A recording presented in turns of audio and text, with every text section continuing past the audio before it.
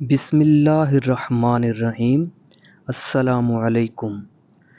رات کا کھانا تیار کر کے میں فارغ ہوئی تو باورچی خانے سے نکلتے ہوئے میری نظر دیوار پر لگی گھڑی پر پڑی۔ اف، اتنی دیر ہو گئی۔ میں نے جلدی سے سامنے صوفے پر پڑی چادر اٹھا کر اوڑھی اور گھر کی چابی پرس میں ڈال کر گھر سے نکل گئی۔ راستے میں ہی مغرب کی اذان شروع ہو چکی تھی۔ بچے کہیں گے کہ آج مما ہمیں ٹیوشن سے لینا ہی بھول گئی۔ میں سوچتی ہوئی تیز تیز قدموں سے ان کے ٹیوشن سینٹر کی جانب بڑھ گئی۔ مما، آپ نے اتنی دیر لگا دی؟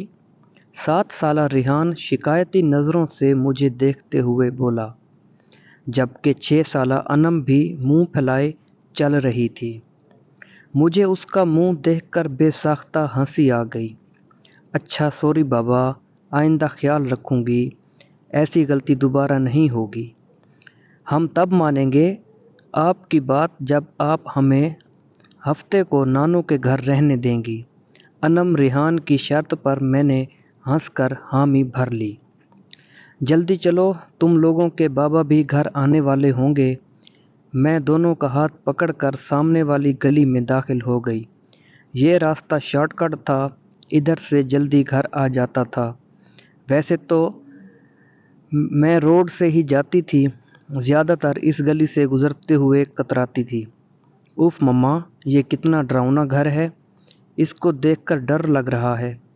ریحان ہاؤس نمبر 450 کو دیکھتے ہوئے بولا، جو بالکل اندھیرے میں ڈوبا ہوا تھا۔ عجیب وحشت برس رہی تھی۔ اس کی بات پر میں دونوں بچوں کو لے کر جلدی سے آگے بڑھ گئی۔ رات کام سے فارغ ہو کر بستر پر لیٹی تو بے ساختہ نظروں کے سامنے وہ گھر آ گیا۔ اس گھر سے میرا ماضی جڑا ہوا تھا۔ میں آہستہ آہستہ اپنے بیتے ماضی کو سوچنے لگی۔ میرا نام علینا ہے۔ ہم 3 بہنیں اور 1 بھائی ہیں۔ میرے بابا آرمی میں ہوا کرتے تھے، جبکہ اماں سادہ سی گھریلو خاتون تھیں۔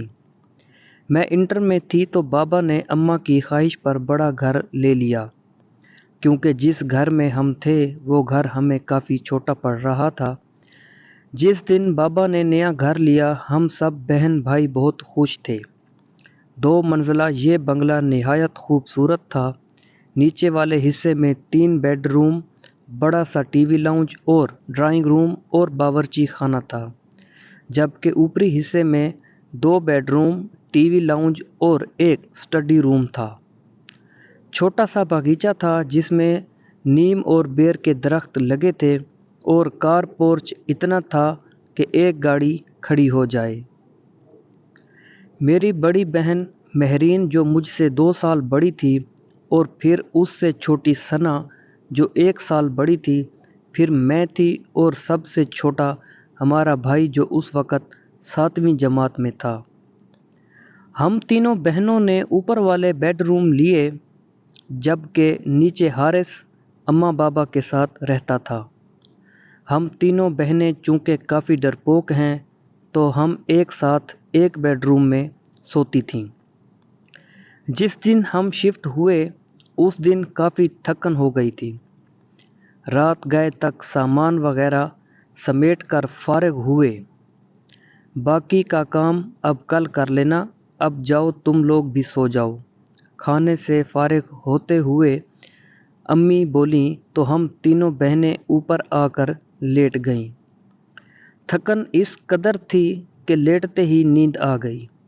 ابھی سوئے زیادہ دیر نہیں ہوئی تھی کہ مجھے نیند میں ایسا لگا کوئی باہر دروازہ بجا رہا ہے۔ میں نے اٹھ کر دروازہ کھولا تو سامنے کالی بلی کھڑی تھی، مجھے گھور رہی تھی۔ اس کو دیکھ کر میری بے ساختہ چیخ نکل گئی۔ میری چیخ پر میری بہنیں گھبرا کر اٹھ گئیں۔ کیا ہو گیا، سب خیر تو ہے؟ مہرین نے میرے پاس آ کر پوچھا۔ تم بلی سے ڈر گئیں؟ اس نے حیرت سے بلی کو دیکھتے ہوئے کہا، اور میں شرمندہ ہو کر واپس بستر پر آ کر لیٹ گئی۔ ہفتے کی رات ہم تینوں بہنیں رات دیر گئے تک جاگ کر باتیں کرتی رہیں۔ یہی کوئی رات کے 2 بجے ہوں گے۔ ہمیں ایسا لگا باہر ٹی وی لاؤنج سے باتوں کی آواز آ رہی ہے۔ اس وقت کون ہو سکتا ہے؟ ہم بولتے ہوئے کمرے کا دروازہ کھول کر جیسے ہی باہر آئے تو ایسا معلوم ہوا جیسے یہ باتوں کی آواز باورچی خانے سے آ رہی تھی۔ باورچی خانے میں ہم نے جھانکا تو وہ کالی بلی سامنے کاؤنٹر پر بیٹھی نظر آئی۔ ہمیں دیکھ کر اس نے چھلانگ لگائی اور سامنے کمرے میں گھس گئی۔ ہم ابھی سمجھ نہیں پائے تھے یہ کیا ہوا، کیا پھر ہماری نظر سامنے جلتے ہوئے چولہے پر پڑی۔ ایسی خوشبو آ رہی تھی جیسے کچھ پک رہا تھا۔ مہرین نے آگے بڑھ کر چولہا بند کیا۔ ہم تینوں ہی گھبرا سے گئے تھے۔ اس بات کا ذکر ہم نے اگلے دن امی سے کیا، جس پر وہ الٹا ہمیں ڈانٹنے لگی کہ جلدی سو جایا کرو۔ اتوار خالہ اپنی فیملی کے ساتھ ہم سے ملنے آ گئی تھی۔ رات دیر تک وہ اپنے گھر گئیں تو نیچے ٹی وی لاؤنج میں رکھے تخت پر بیٹھے ہم تینوں بہنیں اور امی باتیں کر رہے تھے، جبکہ ابو اور حارث سونے جا چکے تھے کہ امی کی نظر لاؤنج سے جاتی سیڑھیوں پر پڑی۔ ارے الینا بیٹا، اوپر دیکھو کوئی بچہ رہ گیا۔ خالہ کے چھوٹے چھوٹے بچے تھے، کافی شرارتی سے۔ امی کو لگا کہ کوئی بچہ اوپر نہ رہ گیا ہو۔ امی کی بات پر ہماری نظر بھی اوپر کی جانب جاتی سیڑھیوں پر اٹھی تو دیوار پر چھوٹے بچے کا سایہ نظر آیا۔ میں نے اٹھ کر اوپر جا کر دیکھنے لگی مگر وہاں کوئی بھی نہیں تھا، جس پر میں خوفزدہ ہو کر تیزی سے نیچے آ گئی۔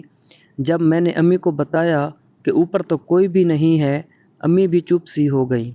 ہم سب ہی حیران تھے کہ جب اوپر بچہ نہیں تھا تو وہ سایہ کس کا تھا۔ کچھ دنوں بعد بات آئی گئی ہو گئی۔ ہم سب گھر والوں کو کزن کی شادی میں اسلام آباد جانا تھا۔ 2 ہفتوں بعد ہم واپس جب گھر آئے تو بڑی عجیب حیرت ہوئی۔ پورا گھر شیشے کی مانند چمک رہا تھا۔ ایسا لگ رہا تھا کہ روز گھر کی صفائی ہوتی رہی ہو۔ ہمیں یہ سب دیکھ کر بڑی حیرانی ہو رہی تھی، بلکہ حارث بولا، ایسا لگتا ہے روز کام والی آ کر کام کر کے جاتی تھی۔ میں منہ دھونے کی غرض سے غسل خانے میں گئی تو غسل خانے کا گیلا فرش دیکھ کر مجھے حیرت کا دھچکا لگا۔ ایسا لگ رہا تھا جیسے کسی نے غسل خانہ استعمال کیا ہو۔ پھر تو یہ معمول بن گیا، گھر کے افراد گھر سے باہر ہوتے تو غسل خانہ بھی استعمال ہوتا اور باورچی خانے میں بھی رات کے کھڑ پھڑ کی آوازیں آتی۔ ہم لوگوں کو وہ کالی بلی مستقبل گھر میں گھومتی ہوئی نظر آتی۔ ہم لوگ اب آہستہ آہستہ ان باتوں کے جیسے عادی ہوتے جا رہے تھے، جب وہ ہولناک واقعہ رونما ہوا کہ جس کے بعد ہم نے فوراً وہ گھر چھوڑ دیا۔ رات کے کسی پہر امی کی آنکھ کھلی تو انہیں محسوس ہوا کہ چھت پر کوئی ہے۔ وہ سمجھی ہم بہنیں سونے کے بجائے گپوں میں مصروف ہیں۔ وہ دبے قدموں سے چھت پر آئیں۔ وہاں گول دائرے میں 10-12 عجیب شکل والوں کو بیٹھے دیکھا۔ وہ منظر اتنا خوفناک تھا کہ امی بے ہوش ہو گئیں۔ فجر کی نماز کے لیے جب ابو اٹھے اور امی کو کمرے میں نہ پا کر لاؤنج میں آئے تو انہیں سیڑھیوں پر امی اوندھے منہ پڑی نظر آئیں۔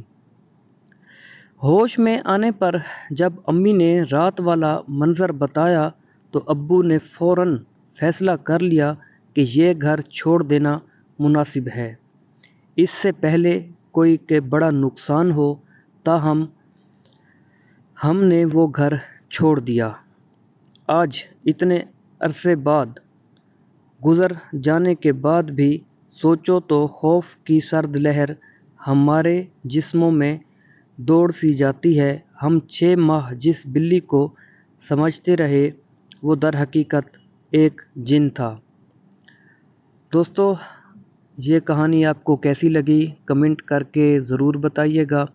اگر آپ میرے اس چینل پر نئے ہیں تو میرے اس چینل کو سبسکرائب کریں اور میری ویڈیوز کو لائک کریں اور اپنے دوستوں کے ساتھ شیئر کریں۔